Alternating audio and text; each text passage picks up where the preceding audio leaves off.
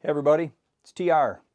And what are we doing today? Well, today, even though I don't use it much, I thought I would show you my pedal board because my friend Ted on Ted Talks Guitars and Life has been putting his pedal board together, and he's asking for people's input on what they do for their pedal boards and things. And anyways, I've gone the route of modeling pretty much, so my pedal board doesn't get used very often, but I still like to show it to you.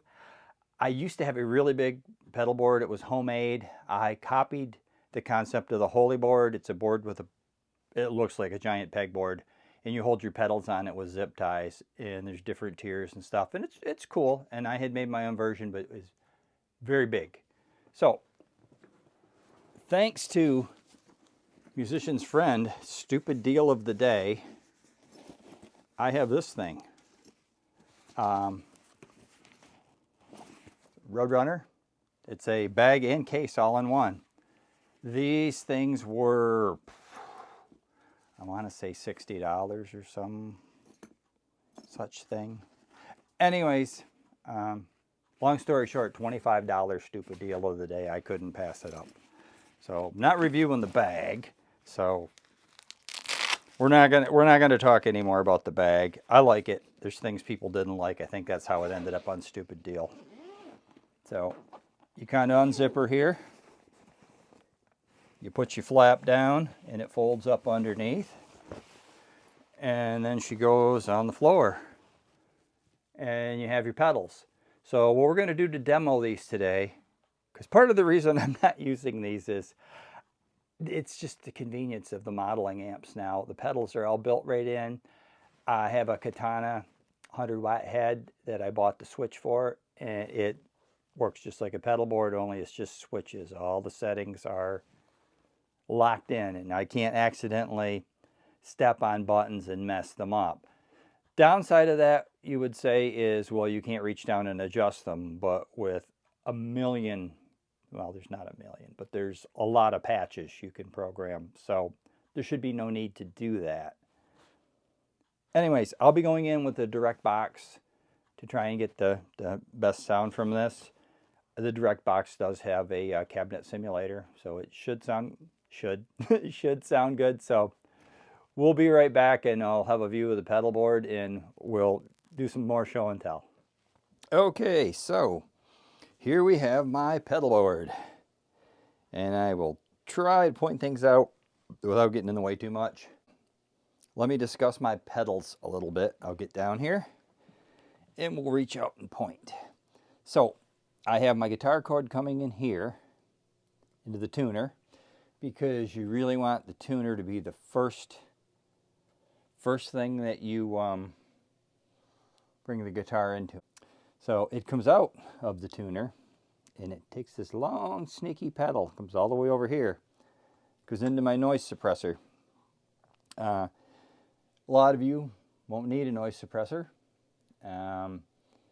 Noise is actually coming through while you're playing. It's what is actually is a noise gate. It's called a suppressor. It's a noise gate.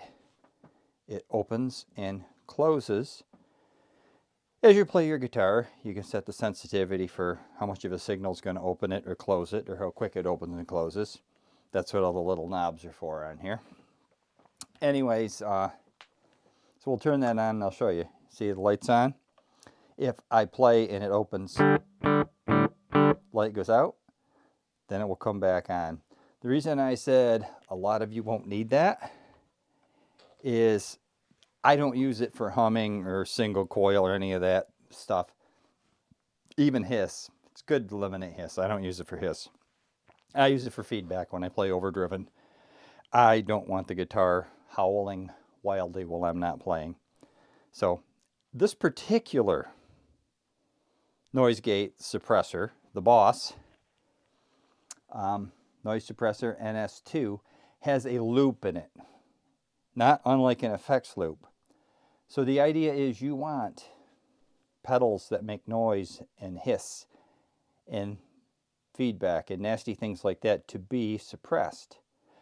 Compressor, amp in a box, my little Marshall Plexi NuX Plexi Crunch pedal. It's a good pedal. It's even got plexiglass top, plastic cover. It's cool, huh? I don't know if it's plexiglass. It looks like it. And then I have a NuX, my little clone. What's it called? The Horseman. And those are ones that would be noisy. So the loop from the suppressor goes into the compressor, into the Marshall in a box, into the clone, and back in to the noise suppressor, from which it exits and goes into my chorus, my delay, and my reverb. Now, why don't I want those in the suppression? Well, this gate, as it opens and closes, is going to cut off the end of my sound. I don't want the end of the chorus, and certainly not the tail of the echoes or the reverbs, getting cut off. It would sound like somebody just turned them off. You want them to continue on. So you want them outside the gate. So regular noise gates, you just pick where you're going to place it and it gates everything.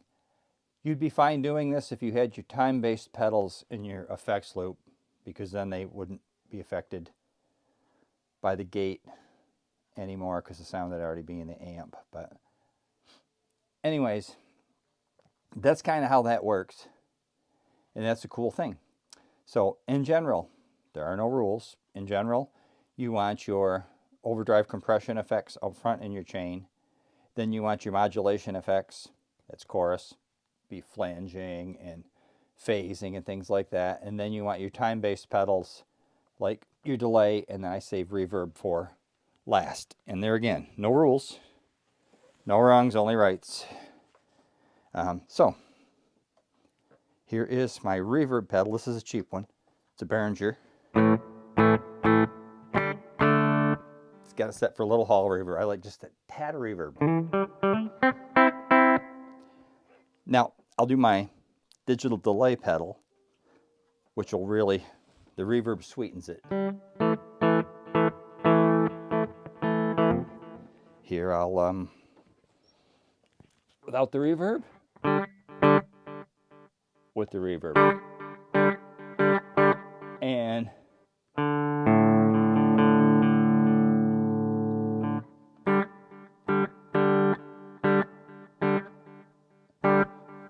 so if I get my head in the way here, excuse me, I got to read what these are. So I have level, feedback, time, and then I have a variety of different types of delays, because this is a Boss Digital Delay DD3T. This is an expensive pedal. This is like $160, $180 pedal. Why did I buy that? Probably because I'm stupid. I've got an Arion pedal that I bought cheap a musician's friend many years ago for like $24. It's in a plastic box and it sounds great, and it turns out people are nuts over them, and it's a collector's item now. It's probably worth over $100, but the switch on it's crap too. Boss are good pedals. So anyways, that's that. So I would tend to use compression on my clean sounds, and especially on single coils, because I think it gives them a little... That was a humbucker, sorry.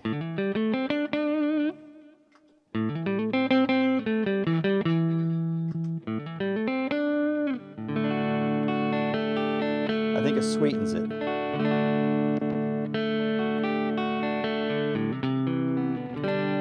So I like for my clean sound to have a little chorus in with this.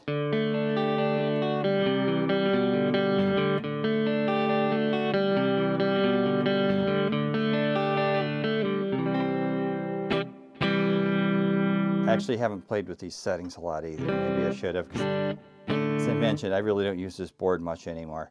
Now, the chorus is one where sometimes people will put it out front, because if you were using a traditional amplifier and you didn't have an effects loop, you pretty much have to put it in front, and will drastically change the way it sounds if you put it in front. A delay as well. So here's my little Marshall in a box, and I won't use the compression with that because the Marshall in the box will provide its own compression with its drive. So if you double the compression, it kind of doesn't sound good.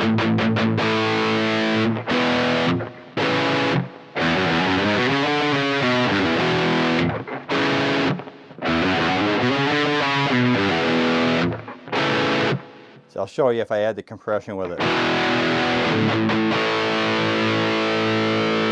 It will make a hold the note longer,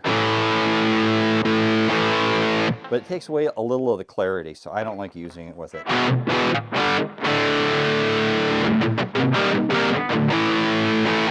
Now, you'll see I have my Horseman pedal next.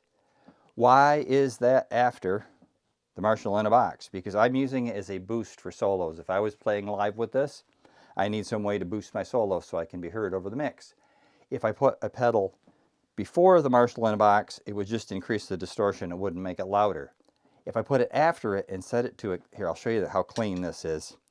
So here's regular clean. We turn on the Horseman. Still basically clean, right? Just louder. But when the Marshall in the box is going, now if I want a solo,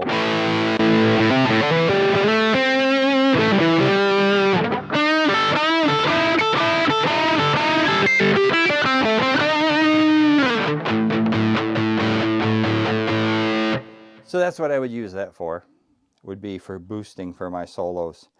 As far as the prices of my pedals go, that Behringer Reverb's a cheap, reverb pedals can be pricey. Time-based pedals tend to cost. I remember what I paid for that thing. It might have been like $50 range, maybe? I don't know. Correct me if I'm wrong. Which for a Behringer pedal is very pricey. The Boss pedals are the pricey ones. They're the you don't want to know what I was stupid enough to pay for them, because you can certainly get affordable pedals on Amazon that do the job. My NuX pedals, I think it was about $50 for the Marshall in the box, and I think the Horseman was like maybe 60. Both 50, 60, and the NuX is good quality. They're not like top of the line like Boss, but they're nice stuff. These Boss pedals, I mentioned how crazy expensive the digital delay was. All the rest of them, they're probably about $100 a pop, which is just nuts. But hey, they saw me coming, right?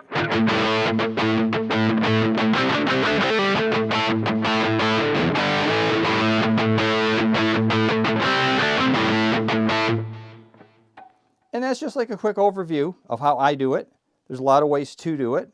That's how I do it. And as I said, the suppression, for if you're playing clean or just a little bit distorted or crunchy and you're not playing super loud, you know, you really don't need that. Will it take the noise out of the signal while things aren't running? Yes, it will. Let's turn all the noisy things on, see if you can hear the hiss. And then you can do that and it goes away. But that's not the reason I use it. I use it because if I get turned up loud, I will have a feedback issue playing my classic rock I like to play.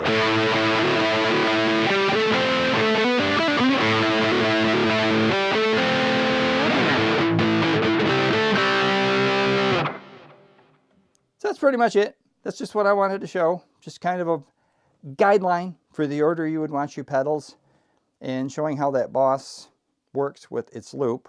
It is a handy feature to have it do that, because that way your time-based pedals are really not, they're not getting squelched by that gate.